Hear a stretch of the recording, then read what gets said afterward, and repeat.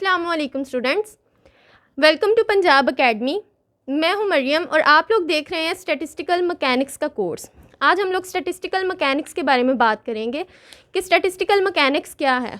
It is the study of the microscopic behaviour of thermodynamic systems using statistical methods and probability theory.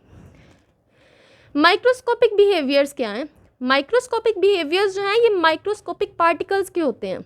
Microscopic particles आपके पास proton है, neutron है, electron है और atom है, molecule है। आप बेसिकली यहाँ पे एटम, मॉलिक्यूल या इलेक्ट्रॉन को स्टडी करेंगे यूजिंग स्टैटिस्टिकल मेथड्स। आपके पास स्टैटिस्टिकल मेथड्स कौन कौन से हैं? स्टैटिस्टिकल मेथड्स आपके पास हैं नॉर्मल डिस्ट्रीब्यूशन और बाइनोमियल थ्योरम, इस तरह के और भी स्टैटिस्टिकल मेथड्स हैं, एंड प्रोबेबिलिटी थ्योरी।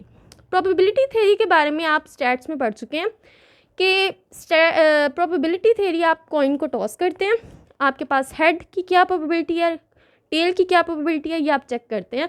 तो ये सारा प्रोबेबिलिटी थ्योरी के अंडर आता है। तो बेसिकली आपने क्या स्टडी करना है, जो आपके पास सिस्टम में पार्टिकल्स हैं उन्हें आपने स्टडी करना है स्टैटिस्टिकल मेथड्स और प्रोबेबिलिटी थ्योरी से। सिस्टम में जो पार्टिकल्स हैं उन्हें statistical methods and probability theory से स्टडी करने को स्टैटिस्टिकल मैकेनिक्स कहते हैं। इसकी दूसरी डेफिनेशन आपके पास है average effect of large number of particles. आपके पास लार्ज नंबर ऑफ पार्टिकल्स हैं, एक सिस्टम में बहुत ज़्यादा पार्टिकल्स हैं, उनका आपने एवरेज इफेक्ट स्टडी करना है। इस चीज़ को कहते हैं स्टैटिस्टिकल मैकेनिक्स। ये आपके पास दो डेफिनेशंस हैं, आप चाहे फर्स्ट वाली कर लें चाहे सेकंड वन कर लें, दोनों ईजी हैं। अब ये जो स्टैटिस्टिकल मैकेनिक्स है, आपको इसकी ज़रूरत क्यों पड़ी? और स्टैटिस्टिकल मैकेनिक्स की ज़रूरत तब पड़ती है कि सपोज़ करें आपको जो है आइडियल गैस और काइनेटिक थ्योरी जो है वो कहती है कि आपके पास 10 की power 23 molecules per unit volume है, per unit volume. Suppose like this is molecule, this is molecule, this, ये सारे मॉलिक्यूल्स हैं। अब इन मॉलिक्यूल्स जो हैं ये मूव कर रहे हैं, ये गैस मॉलिक्यूल्स हैं। हर मॉलिक्यूल का अपने पोजीशन कोऑर्डिनेट्स हैं, मोमेंटम कोऑर्डिनेट्स हैं। अब जो चीज़ स्टैटिक होती है, रुकी हुई होती है, उसकी सिर्फ पोजीशन कोऑर्डिनेट्स होते हैं, और जो चीज़ मूव कर रही होती है उसके position as well as momentum coordinates होते हैं। अब ये गैस मॉलिक्यूल्स जो हैं ये मूव कर रहे हैं, तो हर मॉलिक्यूल के 3 पोजीशन कोऑर्डिनेट्स होंगे, एक्स, वाई और जी, और 3 ही मोमेंटम का कोऑर्डिनेट्स होंगे, P X, P Y, P Z. इस तरह जो है टोटल हर मॉलिक्यूल के, सपोज लाइक दिस मॉलिक्यूल, तो इसके टोटल 6 कोऑर्डिनेट्स होंगे। हर मॉलिक्यूल के 6 कोऑर्डिनेट्स होंगे, हर मॉलिक्यूल मूव कर रहा है। अब आप थोड़ी देर बाद आप दोबारा से देखते हैं कि ये मॉलिक्यूल्स जो हैं ये मूव करके इधर उधर पोजीशन चेंज कर चुके हैं, तो इट मीन्स कि इनकी पोजीशन और मोमेंटम कोऑर्डिनेट्स चेंज हो चुके हैं। अब थोड़ी देर बाद, अब सर्टेन टाइम आफ्टर, आप जो है ये सारे मॉलिक्यूल्स का दोबारा से पोजीशन एंड मोमेंटम कोऑर्डिनेट्स अगर निकालने हो तो इसके लिए आपको 10 की पावर 23 इक्वेशन सॉल्व करनी पड़ेंगी। ये एक बहुत मुश्किल प्रोसेस हो जाएगा। तो स्टैटिस्टिकल मैकेनिक्स जो है इस मुश्किल प्रोसेस को ईजी करने के लिए यूज़ होती है। मीन्स कि वो जो इतना 10 की पावर 23 इक्वेशन सॉल्व करने वाला जो प्रोसेस है वो आप 4-5 स्टेप्स में कवर कर लेंगे और फिर आपका सॉल्यूशन आंसर आ जाएगा। खैर, जो स्टैटिस्टिकल मैकेनिक्स है इससे आप 2 व्यूज़ में स्टडी करेंगे। एक इसका है क्लासिकल स्टैटिस्टिकल मैकेनिक्स, एक क्वांटम स्टैटिस्टिकल मैकेनिक्स।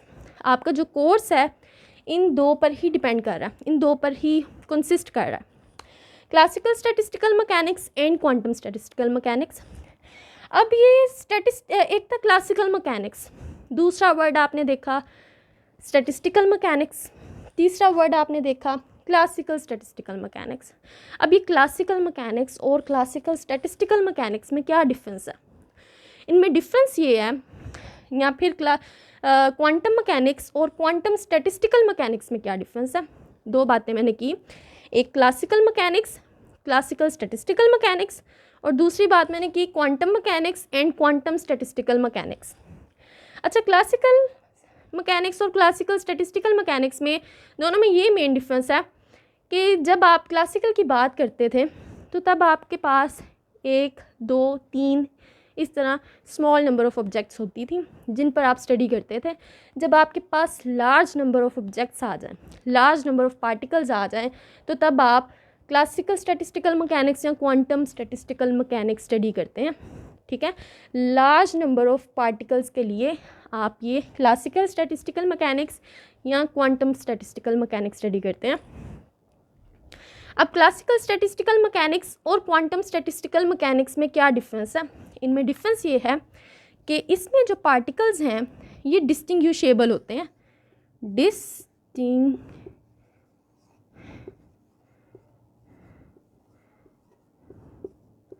और इसमें पार्टिकल्स इनडिस्टिंग्विशेबल्स होते हैं। मींस के इन पार्टिकल्स को आप सेपरेट कर सकते हैं, डिस्टिंग्विश कर सकते हैं, अलग अलग कर सकते हैं, और इन पार्टिकल्स को नहीं कर सकते। इनको डिटेक्ट करना मतलब कि ये पार्टिकल है, ये वाला, ये थोड़ा मुश्किल काम है।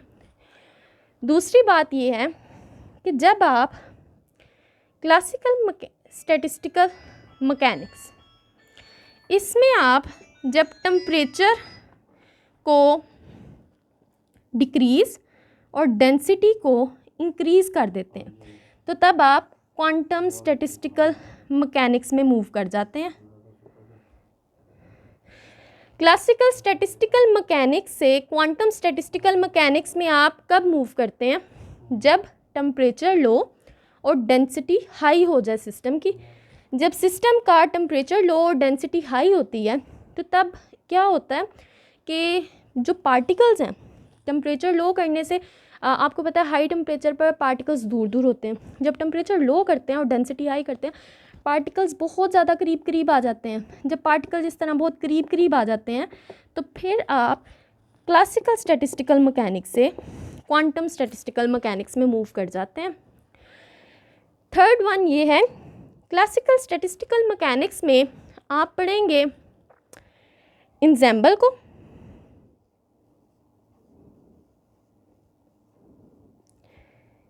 कैनोनिकल इंसेंबल को, ग्रैंड कैनोनिकल इंसेंबल को, और इसी तरह और भी बहुत सारे टॉपिक्स पढ़ेंगे। अब इंसेंबल क्या है?